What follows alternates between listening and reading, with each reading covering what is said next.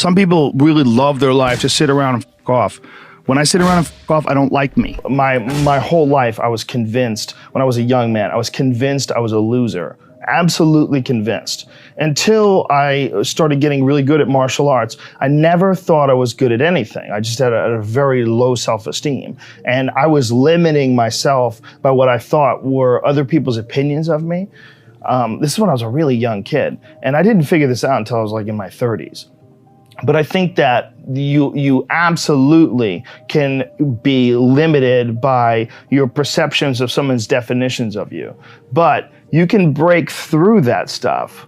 That's what you break through with discipline. That's where you break through with hard work and concentration and focus. And that's why it's so important to have like either a discipline or an art or something that you're trying to create or something that you're really focusing on. Because if you don't have like a point of focus as a human, I think it's very hard to get through this life and have an appreciation for true struggle. Because our physical struggle with what our bodies are designed for, the caveman of 10,000 plus years ago, our bodies are still designed for that. That physical struggle doesn't really manifest itself when you're sitting in front of a cubicle, in front of a computer in a cubicle, in this unnatural position all day.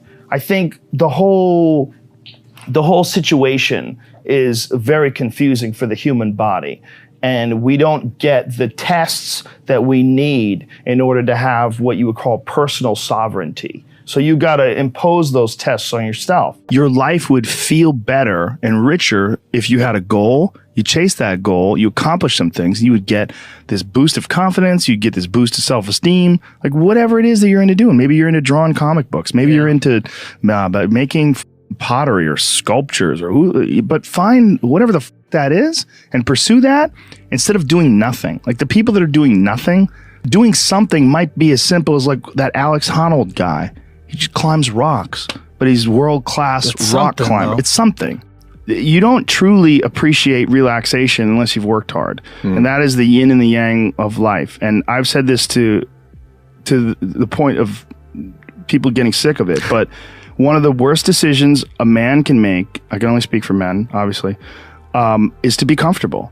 I don't think you should try to be comfortable. I think what you should try to do is try to earn comfort. And if you can get a day off where you've worked hard and you've accomplished goals, that day off will be so sweet. When I work hard and I sit in front of the TV, I enjoy the shit out of it. I put my feet up, I have a nice drink, I enjoy my free time. I'm more of a workaholic than I should be, probably. If the balance was, I probably should relax more than I do, but I never feel like I earned it. But that's part of the reason why when I do feel like I earned it, I can enjoy it.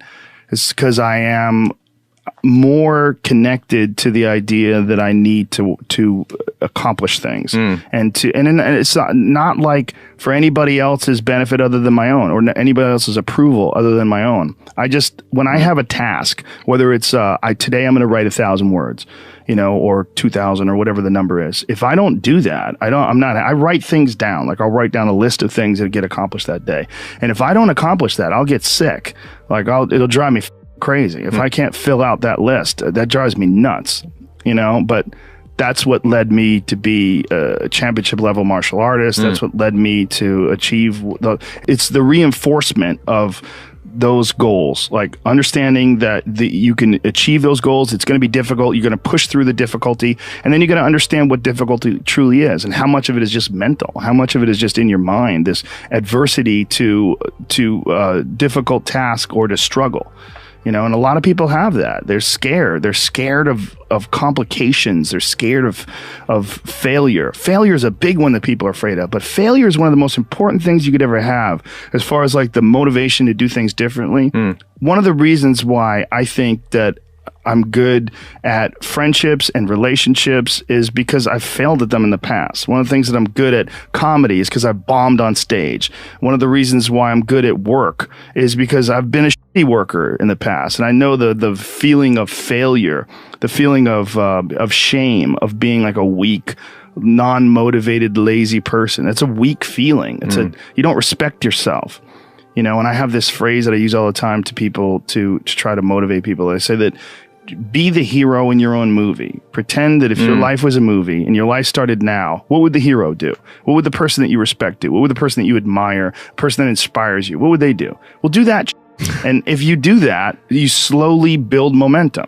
You like, today I did what I wanted to do. Today I started a class in yoga. I did this. I did all these things that I was saying I wasn't going to do. And now I feel momentum. And momentum is a very important point in people's lives. That's why some folks don't like to take days off, because they feel like they're losing momentum and they sort of have to restart the wheel up again after a vacation. Before I was successful, I realized it was stupid. Long before, because when I was like an amateur, I would see guys that were killing, and I'd be like, F him, like, why is he doing good? Like, that guy sucks, and this guy sucks, and you know, how come he got this and he got that? And then I remember thinking, like, this is a gigantic waste of time. And I got into comedy because I'm a fan of comedy.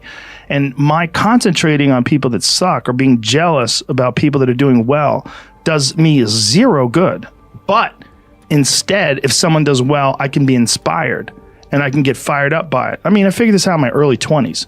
I was like, okay, this is I have a poor way of looking at it, because it's a martial arts thing. Because in martial arts, like, you can't be jealous of someone else's ability. You have to realize you might have to fight them someday. So by realizing that they're really good, you're forced to be objective about it. And you have to go to work. Like, you have to go, that guy's better than me. I got to get better. And you have to go to work. Right. There's no positive benefit in underestimating someone. The one thing that discipline definitely does help you with is it helps you get things done. And when you get things done, when you actually do things, you have more success. If you have more success, and sometimes a big part of success is just not being lazy and just doing it. Yeah. That's like 90% of it is just showing up. Get there and start working. Like, you're not going to feel perfect every day. If I only worked out when I felt good, I'd be a fat because there's a lot of days I don't want to do it. It's pretty much the same with everybody that actually gets good at something. There's got to be those days you push through, and they're probably going to be more numerous than the days you don't. And so the benefit of discipline in my eyes has always been that through discipline, I get things done. Yeah. I always say that I'm like the most lazy, disciplined person I know, because I don't want to do it. Yeah. But I always do. A bunch of people that will say, yeah, well, I have a family, so, it's a great idea for you to just go out there and go crazy. I have people to support. You need to listen. Stop saying that. Stop saying any of those things. Every single person who has ever done anything worthwhile or exceptional or difficult or extraordinary, anyone, whether it's great artists or authors or mathematicians or whatever it is, everyone encounters difficulties. There is no easy road. It does not exist. It is impossible. Everyone has issues. If you have time to pursue a hobby, if you have time to do anything in your life, you can better yourself. And here's one way you never better yourself. When you come up with excuses for why other people are successful and you're not. That is dangerous. When you give yourself an escape. Yeah, well, that's easy for you to say. You do this, you do. And trust me. Everybody has a hard road. I wanted to jump out a window several times during my young life. I wanted to jump in front of a train, just end it because it's too much pressure. Not really. But you know what I'm saying. Theoretically.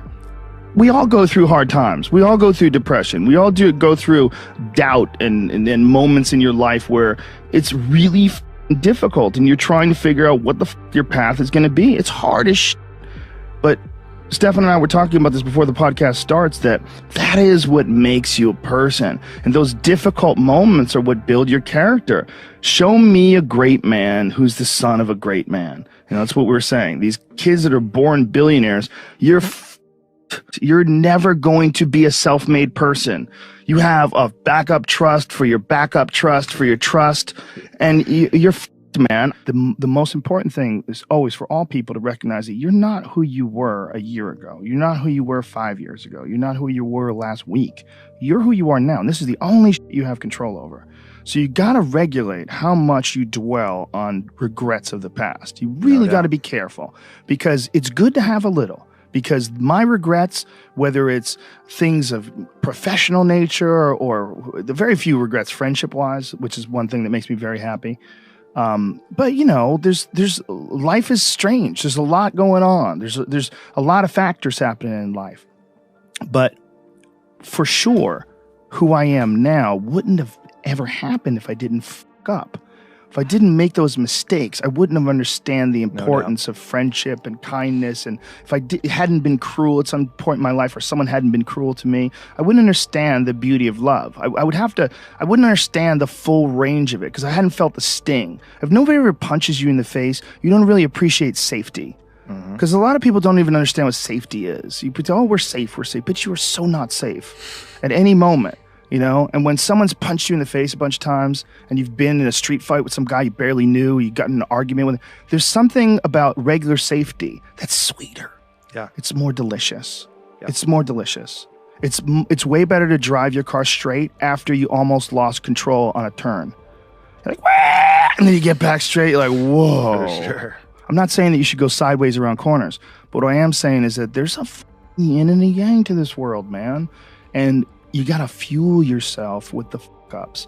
And most people get stuck in these patterns because they define themselves as a fuck-up, or they define themselves as a person who doesn't follow through on their ideas, or a person who doesn't pursue their real interests and loves. You define yourself by that. Well, you know, I guess I start things and I quit. No, you don't. No, you have started things and you quit. And it gives you a horrible sense of regret that's made you define yourself by that. You don't have to do that.